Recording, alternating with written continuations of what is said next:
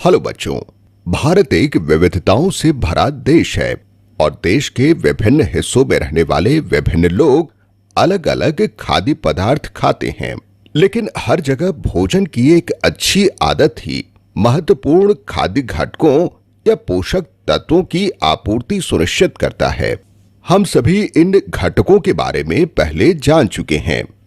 ये carbohydrate, protein, वसा, vitamin और कुछ महत्वपूर्ण खनिज हैं। चावल, गेहूं, मक्का आदि जैसे अनाज कार्बोहाइड्रेट के अच्छे स्रोत हैं। कुछ लोग चावल खाते हैं, कुछ लोग चपाती खाते हैं, कुछ लोग इन अनाजों से बनी इडली, डोसा आदि खाते हैं। हम किसी भी भोजन की थोड़ी मात्रा लें और डाइल्यूट या तनु आयोडीन के घोल की 2-3 बूंदें डालें। यदि रंग में कोई भी परिवर्तन होता है तो हमें यह पता चलता है कि उस भोजन में स्टार्च है, जो कि एक कार्बोहाइड्रेट है। अधिकांश सब्जियां, विशेष रूप से वे सब्जियां जो जमीन के नीचे उगती हैं, आसानी से स्टार्च होने का परीक्षण पास करती हैं। कार्बोहाइड्रेट और वसा हमारी ऊर्जा का मुख्य स्रोत हैं। वसा हमें अधिक ऊर्जा देती है। कागज पर तैलीय धब्बा हमें बताता है कि भोजन में वसा होता है। तेल, मक्खन, घी आदि वसा के मुख्य स्रोत हैं। प्रोटीन हमारे शरीर के निर्माण की इकाई है। वह भोजन जो हमें जानवरों से मिलता है, जैसे कि मांस, अंडा, दूध, मछली आदि प्रोटीन के बड़े स्रोत हैं।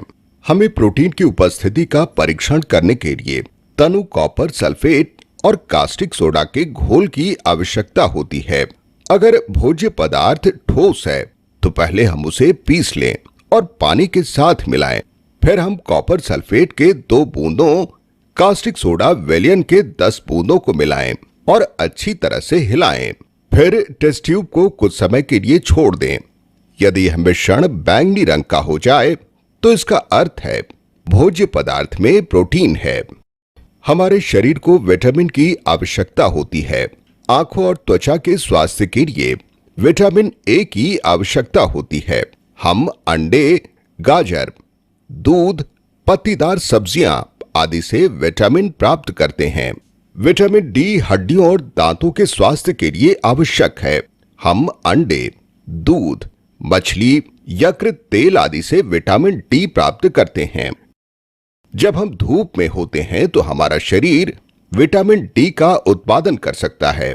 विटामिन सी अच्छे इम्यूनिटी के लिए जरूरी है, जो हमें फलों से मिलता है, खासतौर पर नींबू जैसे फलों से। विटामिन बी शरीर की वृद्धि के लिए आवश्यक है, जो हमें मुख्य रूप से अनाज, दूध, कुछ सब्जियों आदि से मिलता है। खनिज हमारे विकास और स्वास्थ्य के लिए आवश्यक है। आयरन रक्त में हेमोग्लोबिन का एक घटक होता है, जो ऑक्सीजन के वहन में मदद करता है। कैल्शियम हड्डियों का मुख्य घटक होता है। फास्फोरस, आयोडीन, पोटेशियम आदि भी अच्छे स्वास्थ्य को बनाए रखने में महत्वपूर्ण भूमिका निभाते हैं। फाइबर आहार अपचनीय कार्बोहाइड्रेट हैं। यह भोजन को पाचन नली से आसानी से गुजारने में मदद करता है। साबुत अनाज वाले खाद्य पदार्थ, दालें, हरी सब्जियां आहार फाइबर का अच्छा स्रोत है।